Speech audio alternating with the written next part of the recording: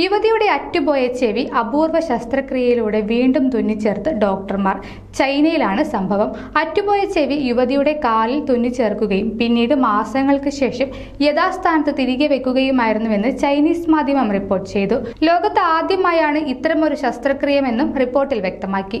ജോലിസ്ഥലത്ത് വെച്ച് ഏപ്രിലാണ് യുവതിക്ക് അപകടമുണ്ടായത്. ജീവന് ഭീഷണിയാവുന്ന പരിക്കുകളാണ് യുവതിക്ക് ഉണ്ടായിരുന്നത്. ചർമ്മത്തിനൊപ്പം മുഖത്തെയും കഴുത്തിലെയും ചർമ്മഭാഗങ്ങളും നഷ്ടമായിരുന്നു. ഇവയ്ക്കൊപ്പം ചെവി പൂർണ്ണമായി അറ്റുപോയി. ചർമ്മത്തിലെ പരിക്ക് ഭേദമാകാൻ സമയം ആവശ്യമായിരുന്നതിനാൽ ഉടൻ തന്നെ ചെവി തുന്നിച്ചേർക്കുക അസാധ്യമായിരുന്നു.